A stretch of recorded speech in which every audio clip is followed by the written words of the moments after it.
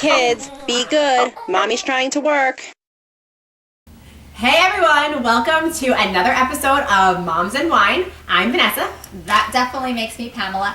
And we are talking about Father's Day, which I feel like kind of always gets glossed over. Like, I feel like Mother's Day is like you hear the music, and then it's like Father's Day. Do you kind of feel that way? Well, I think somebody was playing a sick joke on us when they made both holidays so close together. Why is that? And because they're so close, so they kind of get like mushed together, even though they're like a month apart. They're also in the middle of wedding season, which becomes anniversary season, school ending, dance recitals, camp starting. There are so many other things happening that I think that we could give like more proper attention to the moms and the dads if they were separated by like a few more months. If it wasn't like a nothing happens in August. Like, why isn't Father's Day in August? Let's just give August to the dads. We want to give you Father's Day. We want to relieve June and just give you August. Yeah. But no, then it hits my anniversary. Oh. So we need to find another. July. No, that's a busy month. We'll find a spot for Father's Day because I think, we both lucked out. Like, I know you married your high school sweetheart. I did. I met my husband when I was actually a freshman in college, so college sweetheart, and I feel like I grew up with him, and now I'm like staring at this man who's my husband and now father. Right. And that's kind of crazy, right? I know. Sometimes I've been moving together for like 17 years, so sometimes I'll look at him and all I'll see is that like really tall, skinny boy with his varsity jacket on, like walking through the halls of high school. And I'm like, okay, I have 2 children with you. Like, how did this happen? I don't know. I don't see him the way he was when we were 18, 19. I just see him. You know what I mean? Like, I always saw him as a man. Like, in my opinion, like Steve has always been a man. Like taking care of me, hugging me. Like, I feel like that bubble around me that whole time as opposed to gotten. But again, I was 18, 19, so you were... I was just 17. So, but almost the same thing. You were kids, though, I feel like. But the thing about, meeting somebody so young and hopefully growing with them is, like, you're always kids, right? Do you feel like you and your husband are, like, always kids? Like, of course. I'm 32, my husband's about to be 34. I'm, like, I feel like we're still in, like, our, like, teens or 20s, and I approach motherhood that way. I think sometimes he approaches fatherhood that way too. Well, do you ever feel like sometimes you'll look at your own kids and you'll be like, I can't believe I have kids because I'm still a kid. Like, you think that in your head. Yeah. And then you'll be like, I can't believe you could just have them and like nobody just stops you. It's like anybody can have a kid. Like, I'm talking about myself, you know what I mean? My mother always said, she's like, I don't understand. Why don't you need a license to have children? Right? She's like, some people maybe just shouldn't be having children. Sometimes you feel about yourself like, I can't believe I have children. Like, I'm a kid. Oh, yeah. Well, but I mean, I'm a goofball. I would actually say that to my husband's credit, he's probably more adult than I am. And kudos to my husband because I think when I had my daughter, he sort of stepped into the role of parent before I did. Like, it took me a little while to like realize. Granted, I mean, you had the procedure, all that stuff, but like, I don't think I realized what was going on for maybe months. I think I did all of it. I did all the work and the feeding and all that, But like, I think he got parenting before I did. Like, once a year and a half later, even less, my son was born and I got it because I was already in it to win it. But like, my husband became a father before I became a mother. So, I get it. And do you know what I mean? Like, he just like, I woke up after I gave birth to my daughter, and I couldn't see because, long story short, but like, I was pushing so hard that I like, my contacts killed me. So after I delivered, I took them out and I forgot that I didn't have glasses in my delivery bag. So like 12 hours later, somebody showed up because it was like nighttime. So somebody showed up with my glasses. So I didn't see her actually for a while. And I wake up in the morning barely seeing anything, and I see this like thing in front of my bed, which obviously was like the tray with the child, with my daughter. Oh, and not the bed tray. The bassinet. And I thought I was like in a movie. Like, I thought they're supposed to stay with the nurses. Like, I didn't even know we could take them. And my husband's all excited. He's like, I claimed our child. And it was the sweetest. Like, he went and got the baby. Yeah, this is the guy who's like, I claimed our child. And I was like, what do you mean? It has to stay with the nurses. He's like, no, you can take them. I'm like, oh, you're the adult right now.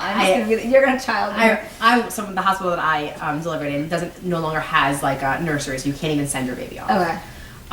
But when they first handed me the baby and then they took it back, I always felt like I had to ask permission to go get the baby, as if it was as if it wasn't mine. And and we would say, they'd be like, should we go get the baby? I don't know. Like, should I call the nurse? Not like the first one. The second one was like, you're like, where's my kid? But the first one, we kind of felt like we didn't know like the rules, and as if there's rules when it's your baby. That's you are a kid. Like, in many ways. Like, I mean, I had my daughter. I mean, I was little. I was like 29. So I mean, I wasn't a kid, but like, yeah. But yeah, I love that he kind of like owned fatherhood like before I even owned motherhood.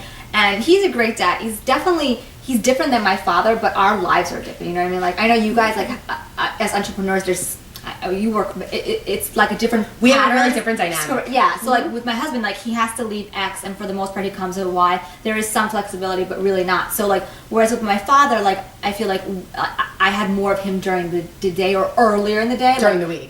During the week. Like my husband, it's not always an option, and I know that he feels that he wants to be there. I know like a lot of men and moms as well, moms too, and fathers, they feel that, and so I feel for him. So I if I can try to create when he comes like that sort of spot where he can just like play and enjoy, even though like I know some people think like, oh, that's so like, you know, old school of you, but you know what I mean, like he works hard, not to say that I don't, but like he's not there, whereas I can mold my schedule and my career. Like I'm gonna leave here and go and like pick up my daughter, we're gonna plan this and this and this and this and this.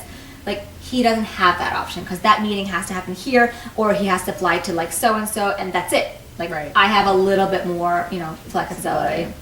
Where our relationship's so interesting because we spend 24/7 together. I'm not joking. I know for the longest time until recently I thought you thought we worked together. I thought you worked together. I really did. We do work together. So we do, but we don't. So we've been together since we were 17. So we spent the end of high school together. We spent 4 years of college together. Together 4 years of college together, like 24/7 together. Right after college, you know, we were together the entire time. A little bit after that, we got engaged and then married. And we sort of work together. Like he has a job where he can do whatever he chooses, whenever he chooses, for the most part. So he kind of just stays with me. We travel together. If I have business trips, he travels with me. I have no idea what life would be like if I wasn't with him, at least for like 18 hours out of the day, 19 hours of the day. I love that. You know, I always say like, I could, if I wasn't doing what I'm doing, I would literally have no qualms like being a fly on the wall in my husband's office, because I could spend every waking minute and sleeping minute with him and not be bored. That's how we are. People think it's really strange. People are like, how do you not argue? How do you not fight? No, it's not that you don't. But like, we don't. You qualm about something, but yeah, I don't. It's not like, oh my God, you're like a fill in the blank, whatever. Like, not really. Like, honestly, like. I always feel like I must be one of the lucky ones. I mean, I hope somebody like watching this and like not being all like pissed at me, but like I really feel that. Like I wish that for everybody. You know what I mean? Like that's such a great feeling. I think it's a thing though. Like every relationship is different. So there's people that are maybe watching it that have an entirely different relationship than we do and can't relate to it. But at the end of the day, they still have that same feeling about their significant other, and it's what makes everybody different and makes everybody tick. Like some people might be saying, "Oh my gosh, like if I couldn't stay with my husband for 18 hours out of the day, I would never even want to do that," you know. But that doesn't mean their relationship's any better or worse than ours. It just means it's different. I always say like everybody has their like happy formula in life. So like whatever it is, your happy formula, and I hope that the happy formula is a great partner, because at the end of the day, it's like you want your partner, somebody who understands what you're going through, you understand what they're going through. I think my husband is a phenomenal father. You know, again, like very different from what I grew up with, but times are different, our careers are different. How would you say your husband differs than your father? I feel like, you know, when maybe it's a different time too. Like I just remember my father being almost everywhere, filming everything. Do you know what I mean? Like, I mean, my dad was so into technology. Like he had like the first cameras. It was like on his shoulder. And is your husband not like taking video? No, and actually that's the one qualm. I hope when he's watching this, he realizes that I don't like that he doesn't film enough. And we have like the fancy camera. That's like a hard thing too, right? I have like a lot of issue with that as well, because I want to capture as much of moments in my children's life as I possibly can, because we have the ability to do that with such ease now. And it's like once the moment's over, that's really all you have and your memories. However, on the other end, you see people capturing so much of it that are they actually living it? Or are they just living it through those photos and video afterwards because they weren't present in the moment because they were busy, like, you know, snapping or Instagramming or Facebooking or just taking personal video?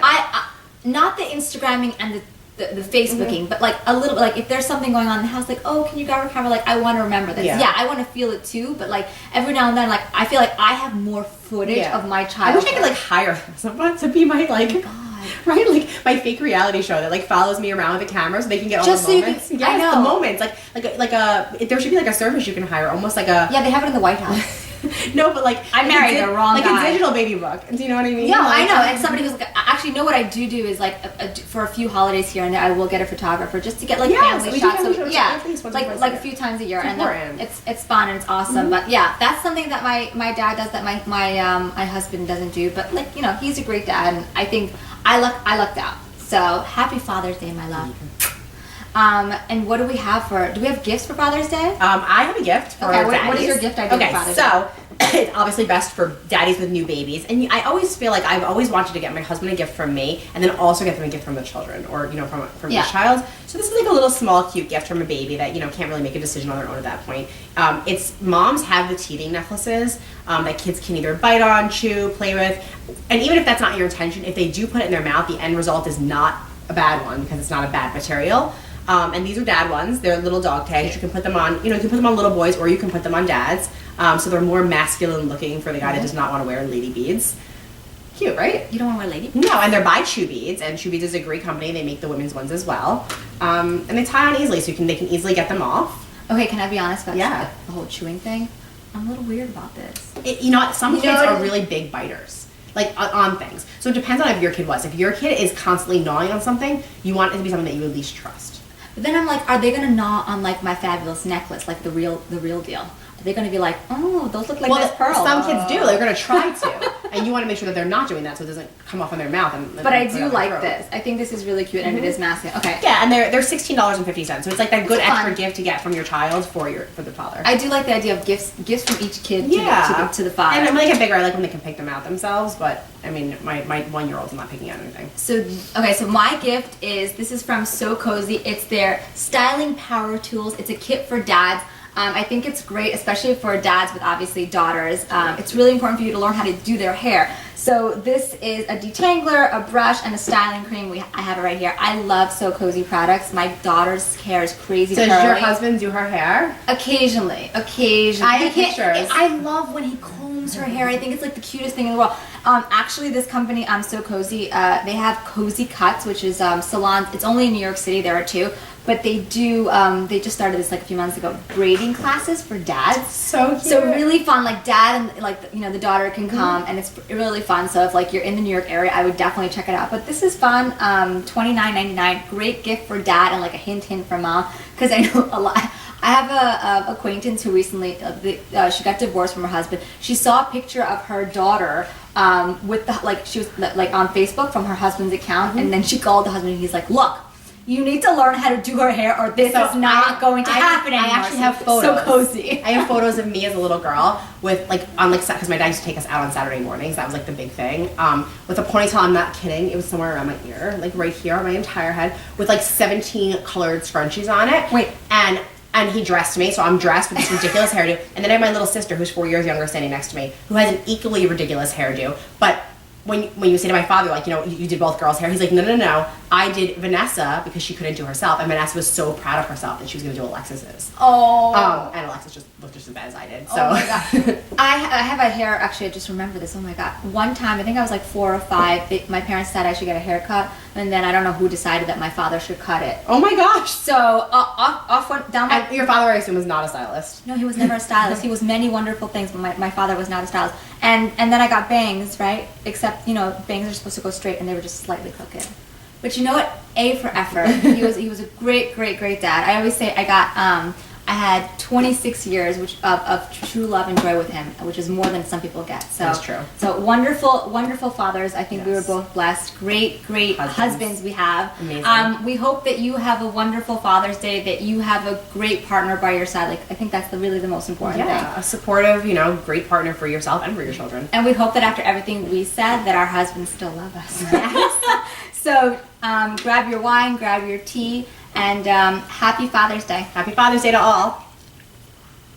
Cheers.